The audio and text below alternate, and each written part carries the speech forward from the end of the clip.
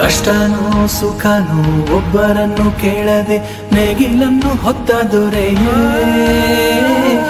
ನಮಸ್ಕಾರ ಗೆಳೆಯರೆ, ನಾನು ನಿಮ್ಮ ಕೃಷ್ಣ, ಕೃಷಿ ವಿತ್ ಕೃಷ್ಣ ಚಾನಲ್ಗೆ ತಮ್ಮೆಲ್ಲರಿಗೂ ಆತ್ಮೀಯವಾದ ಸ್ವಾಗತ ಸ್ನೇಹಿತರೆ. ಇವತ್ತಿನ ವಿಷಯ ಬಂದ್ಬಿಟ್ಟು ಅಡಿಕೆಯಲ್ಲಿ ಮಣ್ಣು ಪರೀಕ್ಷೆಯ ಮಹತ್ವ. ನಾನು ಪ್ರತಿ ವಿಡಿಯೋ ಸರಣಿಗಳಲ್ಲೂ ಅದು ಶುಂಠಿದಿರ್ಬೋದು, ಅಡಿಕೆದಿರ್ಬೋದು, ಕಾಳುಮೆಣಸು, ಭತ್ತದ ಬಗ್ಗೆ ನಾನು ಮಾಡಿದಾಗ ಸಾಯಿಲ್ ಟೆಸ್ಟ್ ಅಂತ ಪ್ರತಿ ವಿಡಿಯೋದಲ್ಲೂ ನಾವು ಹೇಳಿರ್ತೇವೆ. ಸೊ ಹಾಗಾಗಿ ಇವತ್ತು ನಾವು ಸಾಯಿಲ್ ಟೆಸ್ಟನ್ನು ಹೇಗೆ ಮಾಡಿಸೋದು, ಸ್ಯಾಂಪ್ಲಿಂಗ್ ಹೇಗೆ ಕಲೆಕ್ಟ್ ಮಾಡೋದು, ಅದ್ರ ಬಗ್ಗೆನೇ ವಿಶೇಷವಾಗಿ ತಿಳ್ಕೊಳ್ಳಿಕ್ಕೆ ಅಂತೇಳಿ ನಾವು ಇವತ್ತು ನಿಮ್ಮ ಮುಂದೆ ನಾನು ಹಾಜರಿದ್ದೀನಿ ಸ್ನೇಹಿತರೆ. ಇವತ್ತು ನಾವು ಅಡಿಕೆ ತೋಟ ಮತ್ತು ಅಡಿಕೆ ಬೆಳೆಗೆ ಸೀಮಿತವಾಗಿ ನಾವು ಸಾಯಿಲ್ ಟೆಸ್ಟ್ಗಳ ಬಗ್ಗೆ ನಾವು ಮಾತಾಡೋಣ. ಮುಂದಿನ ದಿನಗಳಲ್ಲಿ ಶುಂಠಿಗೆ ಸಾಯಿಲ್ ಟೆಸ್ಟ್ನ ಅಗತ್ಯ ಹೇಗೆ, ಯಾವ ರೀತಿ ಮಾಡಬೇಕು, ಅದಕ್ಕೆ ವಿಶೇಷವಾದ ಕ್ರಮಗಳಿದೆ, ಆ ಕ್ರಮಗಳನ್ನು ಹೇಗೆ ಅನುಸರಿಸಬೇಕು ಅನ್ನೋದನ್ನು ನಾನು ಮುಂದಿನ ವಿಡಿಯೋದಲ್ಲಿ ನಿಮಗೆ ಖಂಡಿತವಾಗೂ ತಿಳಿಸ್ಕೊಡ್ತೀನಿ ಸ್ನೇಹಿತರೆ. ಇವತ್ತು ನಾವು ಅಡಿಕೆ ಬೆಳೆ ಮತ್ತು ಅಡಿಕೆ ತೋಟಕ್ಕೆ ನಾವು ಮಣ್ಣು ಪರೀಕ್ಷಾ ವಿಧಾನಗಳ ಬಗ್ಗೆ ನಾವು ಸೀಮಿತವಾಗಿ ಸಾಕಷ್ಟು ವಿಸ್ತೃತವಾಗಿ ನಾವು ತಿಳ್ಕೊಳ್ಳೋ ಪ್ರಯತ್ನ ಮಾಡೋಣ ಗೆಳೆಯರೆ. ಈ ಎಲ್ಲ ವಿಷಯಗಳು ತಮ್ಮ ತನಕ ನಾನು ತಲುಪಿಸ್ತಾ ಇರೋದಕ್ಕೆ ನನ್ನ ಶ್ರಮಕ್ಕೆ ತಮಗೆ ಇಷ್ಟ ಆಗಿದೆ ಅಂತ ನಾನು ತಿಳ್ಕೊಂಡಿದ್ದೀನಿ ಸ್ನೇಹಿತರೆ. ದಯವಿಟ್ಟು ಒಂದು ಲೈಕ್ ಮಾಡಿ. ಹಾಗೆ ಮುಂದುವರೆದು ನಾವು ಅಡಿಕೆ ತೋಟದಲ್ಲಿ ಸಾಯಿಲ್ ಟೆಸ್ಟ್ ಅನಿವಾರ್ಯತೆ ಖಂಡಿತ ಇದೆ. ಯಾಕೆ ಅನ್ನೋದು ನಾನು ಪ್ರತಿ ವಿಡಿಯೋದಲ್ಲೂ ಹೇಳಿಬಿಟ್ಟಿದ್ದೀನಿ ನಮಗೆ NPK, secondary nutrient, micro nutrient, ಇದರ ಅಗತ್ಯಗಳು ಎಷ್ಟು ಅಂತ ನಮಗೆ ಎಷ್ಟು ಬೇಕು ಆಗುತ್ತೆ ಅನ್ನೋದು ತಿಳ್ಕೊಳ್ಳಿಕ್ಕೆ ನಮಗೆ ಅನಿವಾರ್ಯವಾಗಿ ನಾವು ಸಾಯಿಲ್ ಟೆಸ್ಟ್ ಮಾಡಿಸಲೇಬೇಕು. ಕ್ಷಮಿಸಿ, ಡಿಫಿಷಿಯನ್ಸಿ ಮತ್ತು ಟಾಕ್ಸಿಸಿಟಿ ಬಗ್ಗೆನೂ ತಿಳ್ಕೊಳ್ಳಿಕ್ಕೆ ನಮಗೆ ಇದರಿಂದ ಸಾಧ್ಯ ಆಗುತ್ತೆ. ಮಣ್ಣಿನ ವಿವಿಧ ರೀತಿಯ ರಚನೆಗಳು ಮತ್ತು pH ಇದೆ, EC ಇದೆ, ಅದ್ರ ಬಗ್ಗೆನೂ ನಾವು ತಿಳ್ಕೊಳ್ಳಿಕ್ಕೆ ನಮಗೆ ಅನುಕೂಲ ಆಗುತ್ತೆ ಸ್ನೇಹಿತರೆ. ಅಡಿಕೆ ಜೊತೆಗೇನೆ ಇದು ತೆಂಗಿಗೂ ಸಹಿತ ನಿಮಗೆ, ತೆಂಗಿನ ತೋಟಗಳು ನಮ್ಮ ಯಾವೆಲ್ಲ ಸ್ನೇಹಿತರು ಮಾಡಿದ್ದಾರೆ ಅವ್ರಿಗೂ ಸಹಿತ ಇದೇ ಮಾದರಿ ನಿಮಗೆ ಅನುಕೂಲ ಆಗುತ್ತೆ ಅನ್ನೋದನ್ನು ನಾನು ನಿಮ್ಮ ಮೂಲಕ ಹೇಳಲಿಕ್ಕೆ ಬಯಸ್ತೇನೆ ಸ್ನೇಹಿತರೆ. ಈಗ ನಾವು ಸೀದಾ ವಿಷಯಕ್ಕೆ ಹೋಗೋದಾದರೆ, ಅಡಿಕೆಯಲ್ಲಿ ಮಣ್ಣು ಪರೀಕ್ಷೆ ಮಹತ್ವ ಅಂತ ಏನಿದೆ ಅದನ್ನು ನಾನು ತಿಳಿಸ್ಕೊಟ್ಟಿದ್ದೀನಿ, ಏನದರ ಮಹತ್ವ ಅಂತ ಹೇಳಿ. ನಾವು NPKನ ಯಾವ ರೇಷಿಯೋದಲ್ಲಿ ಕೊಡಬೇಕು, ಮೈಕ್ರೋ ನ್ಯೂಟ್ರಿಯೆಂಟ್ ಎಷ್ಟು ಪ್ರಮಾಣದಲ್ಲಿ ಕೊಡಬೇಕು, ಸೆಕೆಂಡರಿ ನ್ಯೂಟ್ರಿಯೆಂಟ್ಗಳಾದ ಸಲ್ಫರ್, ಮೆಗ್ನೀಷಿಯಂ ಮತ್ತು ಕ್ಯಾಲ್ಸಿಯಮನ್ನು ಎಷ್ಟು ಪ್ರಮಾಣದಲ್ಲಿ ಕೊಡಬೇಕು, ಯಾವುದನ್ನಾದ್ರೂ ಕೊಡಬಾರ್ದಾ, ಯಾವುದಾದ್ರೂ ಹೆಚ್ಚಿಗೆ ಇದೆಯಾ ನಮ್ಮ ಮಣ್ಣಲ್ಲಿ ಅನ್ನೋದನ್ನು ನಮಗೆ ಸಾಯಿಲ್ ಟೆಸ್ಟಿಂದ ಗೊತ್ತಾಗುತ್ತೆ. ಇದು ಅದರ ಮಹತ್ವ. ಹಾಗಿದ್ದ ಪಕ್ಷದಲ್ಲಿ ನಾವು ಸಾಯಿಲ್ ಟೆಸ್ಟ್ ಮಾಡಿಸ್ಬೇಕು. ಸಾಯಿಲ್ ಟೆಸ್ಟನ್ನು ಹೇಗೆ ಮಾಡಬೇಕು, ಸ್ಯಾಂಪ್ಲಿಂಗನ್ನು ಹೇಗೆ ಕಲೆಕ್ಟ್ ಮಾಡ್ಕೋಬೇಕು, ಸಾಯಿಲ್ ಟೆಸ್ಟ್ ಮಾಡೋದರ ಪಿರಿಯಾಡಿಸಿಟಿ ಅಂದರೆ ನಾವು ಎಷ್ಟು ವರ್ಷಕ್ಕೊಮ್ಮೆ, ತೋಟದ ಬೆಳೆ ಆಗಿರೋದ್ರಿಂದ ಎಷ್ಟು ವರ್ಷಕ್ಕೊಮ್ಮೆ ಮಾಡಿಸ್ಬೇಕು ಸಾಯಿಲ್ ಟೆಸ್ಟು ಅನ್ನೋದನ್ನು ನಾವು ವಿವರವಾಗಿ ತಿಳ್ಕೊಳ್ತಾ ಹೋಗೋಣ. ಏನು ಮಾಡಬೇಕು, ಏನು ಮಾಡಬಾರ್ದು ಅನ್ನೋದನ್ನು ಸ್ಪಷ್ಟವಾಗಿ ತಿಳ್ಕೊಂಡ್ರೆ ನಮಗೆ ನಮ್ಮ ಮಣ್ಣು ಪರೀಕ್ಷೆ ಉತ್ತಮವಾದ ಫಲಿತಾಂಶ ಬರುತ್ತೆ, ಅಥವಾ ಸರಿಯಾದ ಫಲಿತಾಂಶ ಬರುತ್ತೆ. ಅದರ ಆಧಾರದಲ್ಲಿ ನಾವು ಕೃಷಿ ಮಾಡಿದಾಗ ನಮಗೆ ಉತ್ತಮ ಇಳುವರಿ ಬರೋಕ್ಕೆ ಎಲ್ಲ ರೀತಿಯ ಸಾಧ್ಯತೆಗಳಿದೆ ಸ್ನೇಹಿತರೆ. ಸೊ ಮೊದಲನೇದಾಗಿ ಏನು ಮಾಡಬೇಕು, ನಾವು ಸಾಯಿಲ್ ಟೆಸ್ಟ್ ಮಾಡುವಾಗ ಮಣ್ಣು ಪರೀಕ್ಷೆಯನ್ನು ಏನು ಮಾಡ್ತೀವಿ, ಅಲ್ಲಿ ಎಲ್ಲಿ ಮಣ್ಣು ತೆಗಿತೇವೆ ಆ ಜಾಗನ ನಾವು ಸ್ವಚ್ಛವಾಗಿ ಇಟ್ಕೋಬೇಕು. ಅಂದರೆ ಆ ಜಾಗನ ಕ್ಲೀನ್ ಮಾಡ್ಕೋಬೇಕು.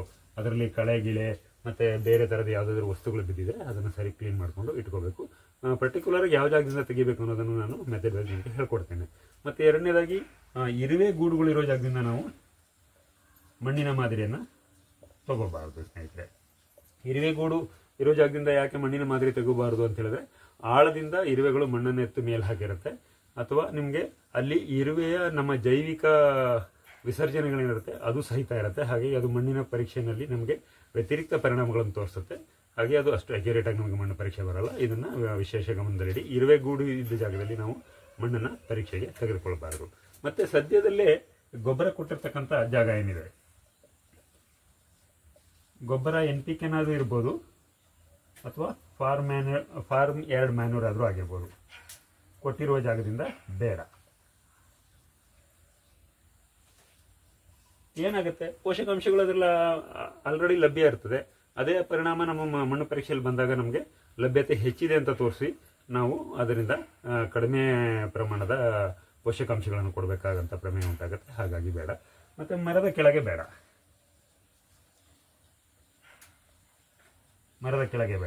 ಅಡಿಕೆ ತೋಟ ಏನಿದೆ, ನಮ್ಮ 4 ಅಡಿಕೆ ಮರದ ಮಧ್ಯದಿಂದ ನಾವು ಮಣ್ಣಿನ ಪರೀಕ್ಷೆಗೋಸ್ಕರ ಅದರ ಶಾಂಪಲನ್ನು ನಾವು ಮಾದರಿಯನ್ನು ತೆಗೆದುಕೊಳ್ಳೋದು ಮಾಡಬೇಕಾಗತ್ತೆ ಸ್ನೇಹಿತರೆ. ಬಾಕಿ ಎಲ್ಲಿಂದನೂ ನಾವು ತೆಗೆದುಕೊಳ್ಬಾರ್ದು. ಮತ್ತು ಅದಕ್ಕೆ ಜಿಗ್ಜಾಗ್ ಮೆಥಡ್ ಇದೆ, ಅದನ್ನು ನಿಮ್ಗೆ ಒಂದು ಸಣ್ಣ ಡ್ರಾಯಿಂಗ್ ಮಾಡೋದ್ರ ಮೂಲಕ ಹೇಗೆ ಅನ್ನೋದನ್ನು ನಿಮಗೆ ತೋರಿಸ್ಕೊಡ್ತೇನೆ. ಮತ್ತು ರೋಡು ಮತ್ತು ಬೋರ್ವೆಲ್ ಏನಿದೆ ಆ ಜಾಗದಲ್ಲಿ ಬೇಡ.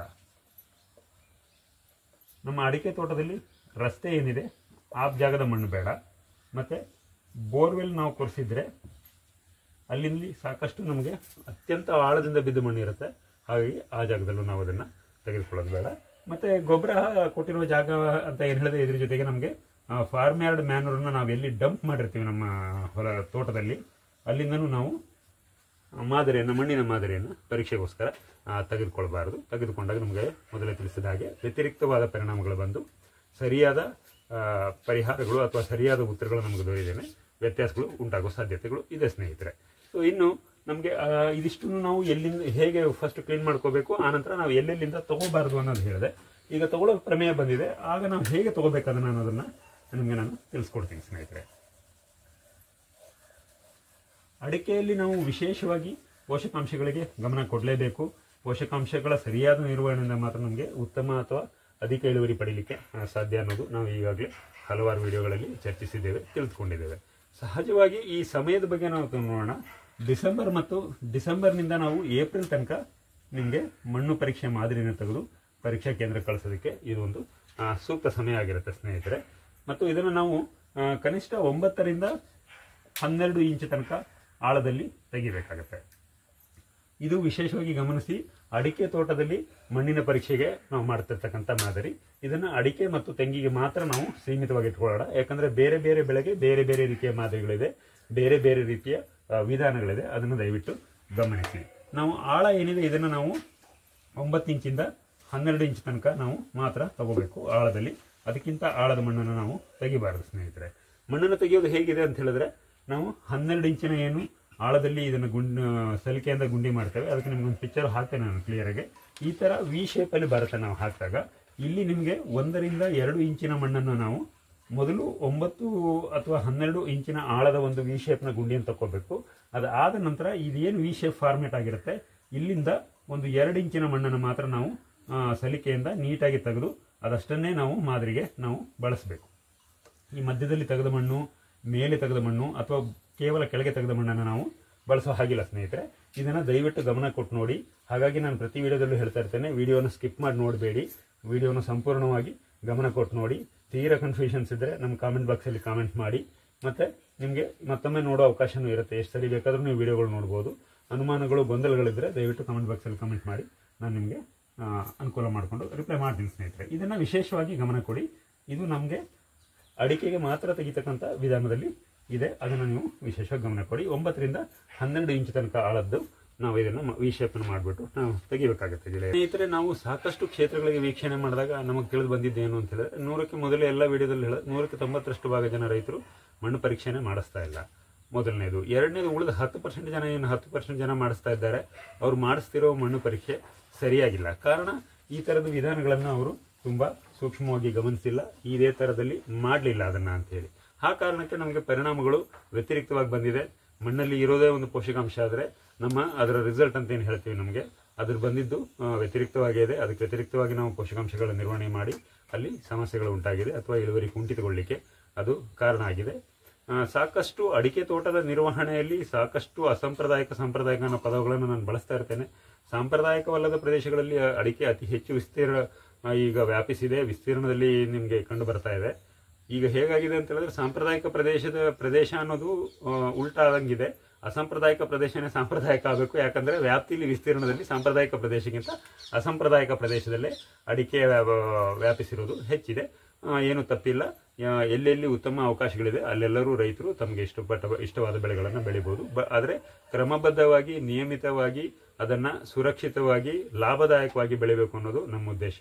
ಅತ್ಯಂತ ಮಿತವ್ಯಯವಾದ ಖರ್ಚಿನಲ್ಲಿ ನಾವು ಯಾವುದೇ ಬೆಳೆಗಳನ್ನು ಬೆಳೆದಾಗ ನಮಗೆ ಕೃಷಿ ಒಂದು ಉತ್ತಮ ಉದ್ಯಮ ಅನ್ನೋದನ್ನೇ ನಾವು ತಿಳ್ಕೊಂಡು ಮಾಡಬೇಕಾಗುತ್ತೆ ಸ್ನೇಹಿತರೆ. ಹಾಗೆ ನಾವು ಸಾಕಷ್ಟು ಜನ ರೈತ ಮಿತ್ರರ ವಿನಂತಿ ಮೇರೆಗೆ ಅವರ ಕ್ಷೇತ್ರ ಭೇಟಿ ಮಾಡಿದಾಗ ನಾವು ಅಲ್ಲಿ ಗಮನಿಸಿದ್ದು, ವಿಶೇಷವಾಗಿ ಅಸಾಂಪ್ರದಾಯಿಕ ಪ್ರದೇಶಗಳಲ್ಲಿ, ನಾನು ನಿಮ್ಗೆ ಈಗಾಗಲೇ ಮೊದಲೇ ಹೇಳಿದಾಗೆ ಅರೆಮಲೆನಾಡು, ಬಯಲು ಸೀಮೆ, ಆ ಥರದರಲ್ಲಿ ನಮ್ಮ ದಕ್ಷಿಣ ಕರ್ನಾಟಕದ ಸಾಕಷ್ಟು ಭಾಗದಲ್ಲಿ, ಉತ್ತರ ಕರ್ನಾಟಕದ ಸಾಕಷ್ಟು ಭಾಗದಲ್ಲಿ ಒಂದಷ್ಟು ತಿಳುವಳಿಕೆ, ಒಂದಷ್ಟು ಜ್ಞಾನ, ಒಂದಷ್ಟು ಅನುಭವದ ಕೊರತೆಯಿಂದ ಸಾಕಷ್ಟು ತಪ್ಪುಗಳು ಅಥವಾ ಸಾಕಷ್ಟು ನ್ಯೂನತೆಗಳನ್ನು ನಾವು ತೋಟದಲ್ಲಿ ಗುರುತಿಸಿ ಅವರಿಗೆ ತಿಳಿಸಿ, ಮತ್ತು ಅದರ ಪರಿಹಾರ ಕ್ರಮಗಳನ್ನು ತಿಳಿಸಿ, ಅದು ಮಾಡಿದ್ರೆ ಏನಾಗುತ್ತೆ, ಮಾಡದಿದ್ರಿಂದ ಏನಾಗಿತ್ತು ಅನ್ನೋದ್ರ ಬಗ್ಗೆನೂ ಸಂಪೂರ್ಣವಾಗಿ ವಿವರ ಕೊಟ್ಟು ಬಂದಿದ್ದೇವೆ. ನಾವಲ್ಲಿ ಗಮನಿಸಿದಾಗ ನಮ್ಗೆ ಅನಿಸಿದ ವಿಷಯ, ಸಾಕಷ್ಟು ನ್ಯೂನತೆಗಳಿದೆ. ಬರೀ ಮಣ್ಣು ಪರೀಕ್ಷೆಯಲ್ಲೇ ಸಾಕಷ್ಟು ನ್ಯೂನತೆಗಳಿದೆ. ಅದನ್ನು ಸರಿ ಮಾಡಬೇಕು ಅಂದರೆ ನಾವು ಬರೀ ಸಾಯಿಲ್ ಟೆಸ್ಟ್ ಮಾಡಿಸಿ ಅಂತ ಹೇಳ್ತಾ ಇದ್ರೆ ಆಗಲ್ಲ. ಅದರ ವಿಧಾನನೂ ಸಂಪೂರ್ಣವಾಗಿ ತಿಳಿಸಬೇಕು ಅನ್ನೋ ದೃಷ್ಟಿಯಲ್ಲಿ ಇವತ್ತು ನಿಮಗೆ ಹಾಜರಿದ್ದು ಸ್ನೇಹಿತರೆ. ಎಲ್ಲ ವಿಷಯಗಳು ತಮಗೆ ಲೈಕ್ ಆಗಿದೆ ಅಂತ ನಾನು ಭಾವಿಸ್ತೇನೆ. ದಯವಿಟ್ಟು ವಿಡಿಯೋಗೆ ಒಂದು ಲೈಕ್ ಮಾಡಿ, ನಿಮ್ಮ ಸ್ನೇಹಿತರಲ್ಲಿ ಅತಿ ಹೆಚ್ಚು ಶೇರ್ ಮಾಡಿ, ಮತ್ತು ಯಾವೆಲ್ಲ ಸ್ನೇಹಿತರು ಸಬ್ಸ್ಕ್ರೈಬ್ ಆಗಿಲ್ಲ ದಯವಿಟ್ಟು ಸಬ್ಸ್ಕ್ರೈಬ್ ಆಗಿ. ಇದು ಮಣ್ಣಿನ ಮಾದರಿಯನ್ನು ಎಷ್ಟು ಆಳದಲ್ಲಿ ತೆಗಿಬೇಕು, ಯಾವ ಆಕಾರದಲ್ಲಿ ತೆಗಿಬೇಕು ಅಂತ ನಾನು ನಿಮ್ಗೆ ಹೇಳಿದೆ. ಇದಕ್ಕೆ ಜಿಗ್ಜಾಗ್ ಮೆಥಡ್ನಲ್ಲಿ ತೆಗಿಬೇಕು. ಜಿಗ್ಜಾಗ್ ಮೆಥಡ್ನಲ್ಲಿ ನಾವು ಒಂದು 10 ಎಕರೆ ತೋಟ ಇದೆ ಅಂದರೆ ನಾವು ಒಂದು ಕಡೆ ತೆಗಿತೀವಿ ಅಂದರೆ ಆಗೋದಿಲ್ಲ. ಪ್ರತಿ 2 ಎಕರೆ ಒಂದು ಫ್ಲ್ಯಾಟ್ ಅಂತ ನಾವು ಅದನ್ನು ಡಿವೈಡ್ ಮಾಡ್ಕೋಬೇಕು. 2 ಎಕರೆ ಏನಿದೆ ಆ ಫ್ಲ್ಯಾಟನ್ನು ನಾವು ಒಂದೊಂದು ಫ್ಲ್ಯಾಟನ್ನು 2 ಎಕರೆ ಹಾಗೆ ಡಿವೈಡ್ ಮಾಡ್ಕೋಬೇಕು. 2 ಎಕರೆನಲ್ಲಿ ನಾವು 10 ಫ್ಲ್ಯಾಟ್ಗಳಲ್ಲಿ ಶಾಂಪಲ್ಗಳನ್ನು ತಕ್ಕೋಬೇಕು. 10 ಸ್ಪಾಟ್ಗಳು, ದಯವಿಟ್ಟು ಕ್ಷಮಿಸಿ, 10 ಸ್ಪಾಟ್ಗಳಲ್ಲಿ ನಾವು ಶಾಂಪಲ್ಗಳನ್ನು ತೆಗೆದುಕೊಳ್ಬೇಕು. ಶಾಂಪಲ್ಗಳನ್ನು ಜಿಗ್ಜಾಗ್ ಮೆಥಡ್ನಲ್ಲಿ ತೆಗಿಬೇಕು ಅಂತ ಹೇಳಿದ್ದೇನೆ. 10 ಸ್ಪಾಟ್ಗಳಲ್ಲಿ ತೆಗೆಯೋದಾದರೆ ಇದು 2 ಎಕರೆ ಫ್ಲ್ಯಾಟ್ ಅಂತ ಅಂದ್ಕೊಂಡ್ರು ನಾವು 10 ಸ್ಪಾಟ್ಗಳಲ್ಲಿ ತೆಗಿಬೇಕು. ಅದು ಹೇಗೆ ತೆಗೆಯೋದು ಅಂದರೆ ಈ ಥರ ಜಿಗ್ಜಾಗ್ ಮೆಥಡಲ್ಲಿ ತೆಗಿಬೇಕು. ಜಿಗ್ಜಾಗ್ ಮೆಥಡಲ್ಲಿ ತೆಗೆಯುವಾಗ ನೀವು ಸಾಧ್ಯವಾದಷ್ಟು ಅಂತ ಏನಿಲ್ಲ, ಗಿಡದ ಬುಡದಲ್ಲಿ ನಾವು ತೆಗೆಯೋ ಹಾಗಿಲ್ಲ, ಅದನ್ನು ಗಮನ ಕೊಡಿ. ಮತ್ತು ಬೇರೆ ಬೇರೆ ಎಲ್ಲೆಲ್ಲಿ ತೆಗಿಬಾರ್ದು ಅಂತ ಈ ಮೊದಲೇ ಹೇಳಿದ್ವಿ, ಆ ಭಾಗದಲ್ಲಿ ಗಮನ ಕೊಡಿ. ಈ ರೀತಿಯಾಗಿ ಇದನ್ನು ನಾವು ಸ್ಪಾಟ್ 1, 2, 3, 4, 5, 6, 7, 8 ಮತ್ತು ಇದೇ ಥರದ್ದೇ 12 ಚುಕ್ಕೆ ಇಟ್ಕೊಂಡು 10 ಸ್ಪಾಟ್ಗಳಲ್ಲಿ ನಾವು ಮಣ್ಣನ್ನು ತೆಗಿಬೇಕು. ಹೇಗೆ ತೆಗಿಬೇಕು? V0 ಸ್ಟೈಲಲ್ಲಿ ತೆಗಿಬೇಕು. 1 ರಿಂದ 2 ಇಂಚಿಂದು ತಳದಿಂದ ಬುಡದ ತನಕ ಈ 12 ಇಂಚಿಂದ ಏನಿದೆ ಗುಂಡಿ, ಇದರಲ್ಲಿ ತೆಗೆದು ಇಷ್ಟನ್ನೇ ಮಾತ್ರ ನಾವು ಶಾಂಪಲ್ಗಾಗಿ ಕಲೆಕ್ಟ್ ಮಾಡ್ಕೋಬೇಕು. ಆವಾಗ ನಮಗೆ 2 ಎಕರೆ ಭಾಗದಲ್ಲಿ 10 ಸ್ಪಾಟ್ನಲ್ಲಿ ತೆಗೆದ ಮಣ್ಣು ಸಿಗುತ್ತೆ. ಅದು ಸಾಕಷ್ಟು ಪ್ರಮಾಣದಲ್ಲಿರುತ್ತೆ.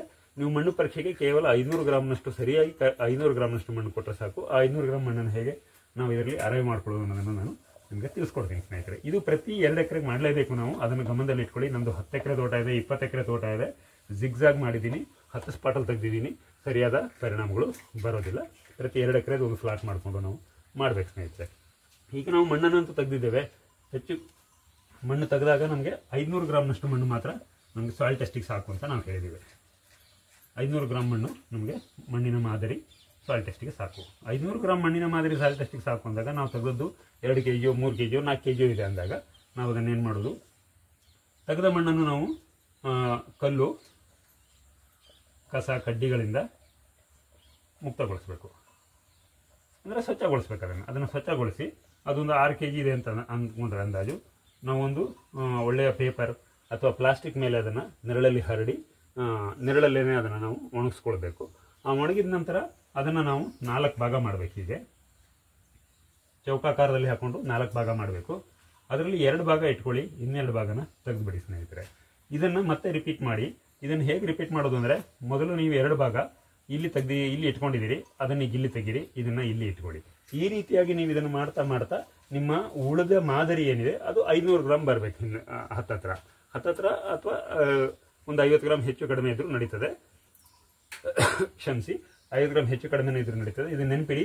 ಮೊದಲನೇ 2 ಭಾಗ ಸರಿ ಮಾಡಿ ಏನು ಉಳಿಸ್ಕೊಂಡಿದ್ದೀರಾ, ಮುಂದಿನ ಸರಿ ಆ ಭಾಗದಿಂದ ನಾವು ಉಳಿಸ್ಕೊಳ್ಳೋಂಗಿಲ್ಲ, ಅದ್ರ ಮುಂದಿನ ಸರಿ ಆ ಭಾಗದಲ್ಲಿ ಉಳಿಸ್ಕೋಬೇಕು. ಈ ರೀತಿಯ ಕ್ರಮಗಳನ್ನು ಮಾಡ್ತಾ 4 ರಿಂದ 5 ಸರಿ ಮಾಡಿದಾಗ ನಿಮ್ಮಲ್ಲಿ ಎಷ್ಟು ಶೇಖರಣೆ ಆಗಿದೆ ಮಣ್ಣು ಅದರ ಮೇಲೆ ಅದು ನಿರ್ಧಾರಿತ ಆಗುತ್ತೆ. ನಿಮಗೆ 500 ಗ್ರಾಮ್ ಮಣ್ಣು ಸಿಗೋ ತನಕ ಈ ಪ್ರಕ್ರಿಯೆನ ನೀವು ಮುಂದುವರಿಸಿ. ಆನಂತರ ಈ 500 ಗ್ರಾಮ್ ಮಣ್ಣು ನಮಗೆ ದೊರೆತಾಗ ನಾವು ಅದನ್ನು ಶಾಂಪಲ್ ಮಾದರಿ ಅಂತ ಹೇಳಿ ನಾವು ಅದನ್ನು ಸೇಕರಿಸಿಡಬೇಕು. ಅದನ್ನು ತುಂಬ ಹೊತ್ತು ನಾವು ನಮ್ಮ ಮನೆಯಲ್ಲಿ ಅಥವಾ ನಮ್ಮ ಹೊಲದಲ್ಲಿ, ನಮ್ಮ ಫಾರ್ಮ್ ಹೌಸಲ್ಲಿ, ಶೆಡ್ಡಲ್ಲಿ ನಾವು ಇಡೋ ಅವಶ್ಯಕತೆ ಇಲ್ಲ. 1 ರಿಂದ 2 ದಿವಸದೊಳಗೆ ನಾವು ಅದನ್ನು ಮಣ್ಣು ಪರೀಕ್ಷಾ ಕೇಂದ್ರಕ್ಕೆ ನಾವು ಕಳಿಸ್ಬೇಕು. ಮಣ್ಣು ಪರೀಕ್ಷಾ ಕೇಂದ್ರಕ್ಕೆ ಕಳಿಸ್ಬೇಕು. ಇದನ್ನು ಹೇಗೆ ಕಳಿಸ್ಬೇಕು? ಸ್ವಚ್ಛವಾದ ಒಂದು ಪ್ಲಾಸ್ಟಿಕ್ ಕವರ್. ಸ್ವಚ್ಛವಾಗಿದ್ದು ಅಂತ ಯಾಕೆ ಹೇಳ್ತಿದ್ದೀನಿ ಅಂತ ಹೇಳಿದ್ರೆ, ನಿಮಗೆ ಅದರಲ್ಲಿ ಯಾವುದೇ ರೀತಿಯ ಕಂಟಾಮಿನೇಷನ್ ಇರಬಾರ್ದು. ಯಾವುದೇ ರೀತಿಯ ಫಂಗಸ್ಸು ಅಥವಾ ಯಾವುದೇ ರೀತಿಯ ಕೆಮಿಕಲ್ಲು, ನಮ್ದು ಯಾವುದೋ ಒಂದು M45 ತಂದುಬಿಟ್ಟಿದ್ವಿ, ಅದನ್ನು ಖಾಲಿ ಮಾಡಿದ್ವಿ, ಅದ್ರಲ್ಲಿ ಹಾಗೆ ಮಾಡ್ಲಿಕ್ಕೆ ಬರೋದಿಲ್ಲ. ಟ್ರಾನ್ಸ್ಪರೆಂಟ್ ಆಗಿರೋ ಪ್ಲಾಸ್ಟಿಕ್ ಕವರ್ ಸಿಗುತ್ತೆ, ಸ್ವಚ್ಛವಾಗಿರೋ ಪ್ಯಾಕಿಂಗಿಗೆ. ಅದನ್ನು ಖರೀದಿಸಿ ಅದರಲ್ಲಿ ನೀವು ಈ 500 ಗ್ರಾಮ್ ಮಣ್ಣನ್ನು ಹಾಕಿ ಅದರ ಮೇಲೆ ಒಂದು ಸ್ಟಿಕ್ಕರ್ ಅಂಟಿಸಿ. ಆ ಸ್ಟಿಕ್ಕರಲ್ಲಿ ನಿಮ್ಮ ಹೆಸರು,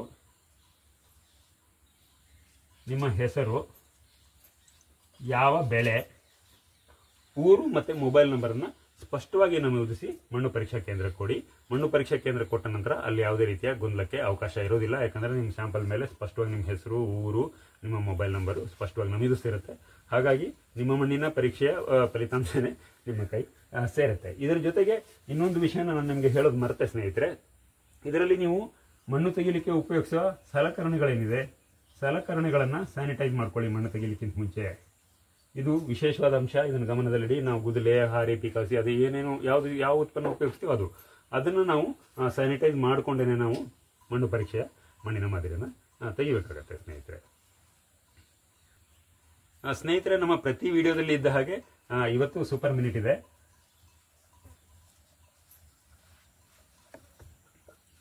ಸೊ ಇವತ್ತಿನ ಸೂಪರ್ ಮಿನಿಟ್ ಆಬ್ವಿಯಸ್ಲಿ ಅಡಿಕೆ ತೋಟದಲ್ಲಿ ಮಣ್ಣು ಪರೀಕ್ಷೆ ಮಹತ್ವ ಮತ್ತೆ ಅದರ ಮಾದರಿನ ಹೇಗೆ ಸಂಗ್ರಹ ಮಾಡೋದು, ಅದನ್ನು ಹೇಗೆ ನಾವು ಇದು ಮಾಡೋದು ಅನ್ನೋದ್ರ ಬಗ್ಗೆ ಮಾತಾಡಿದ್ದೀವಿ.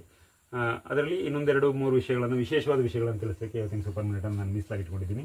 ಇದರಲ್ಲಿ ನೀವು ಬೆಳೆಯನ್ನು ತಿಳಿಸ್ಬೇಕು. ಮೊದಲನೇದು, ಯಾವ ಬೆಳೆಗೆ ನಾವು ಮಣ್ಣು ಪರೀಕ್ಷೆ ಮಾಡಿಸ್ತಾ ಇದ್ದೇವೆ ಅಂತ ತಿಳಿಸಿದ್ರೆ ಆ ಬೆಳೆಗೆ ಎಷ್ಟು ಪೋಷಕಾಂಶ ಅಗತ್ಯ ಇದೆ ಅನ್ನೋದನ್ನು ಸಹಿತ ನಿಮಗೆ ನಿಮ್ಮ ಮಣ್ಣು ಪರೀಕ್ಷಾ ಫಲಿತಾಂಶದಲ್ಲಿ ಅವರು ಮೆನ್ಷನ್ ಮಾಡಿ ಕೊಡ್ತಾರೆ. ವಿಜ್ಞಾನಿಗಳು, ಮಣ್ಣು ಪರೀಕ್ಷಾ ವಿಜ್ಞಾನಿಗಳು ಸಂಪೂರ್ಣವಾದ ಮಾಹಿತಿಯನ್ನು ಕೊಡ್ತಾರೆ. ಮತ್ತೆ ಅಡಿಕೆ ತೋಟದಲ್ಲಿ ನಾವು ಮಣ್ಣು ಪರೀಕ್ಷೆ ಮಾಡಿಸಿದ್ದೀನಿ, 20 ವರ್ಷ ಆಯಿತು, 10 ವರ್ಷ ಆಯಿತು, 5 ವರ್ಷ ಆಯಿತು, ನಡೆಯುತ್ತಾ? ಖಂಡಿತ ಇಲ್ಲ. 2 ರಿಂದ 3 ವರ್ಷಕ್ಕೆ ನೀವು ಮಣ್ಣು ಪರೀಕ್ಷೆಯನ್ನು ಖಂಡಿತ ಮಾಡಿಸ್ಬೇಕು. ಯಾಕೆ ಅಂತ ಹೇಳಿದ್ರೆ, ನಾವು ಮಣ್ಣು ಪರೀಕ್ಷಾ ವರದಿಯ ಮಾದರಿಯ ಆಧಾರದ ಮೇಲೆ ನಾವು ಪೋಷಕಾಂಶಗಳ ನಿರ್ವಹಣೆ ಮಾಡ್ತಾ ಇರ್ತೇವೆ.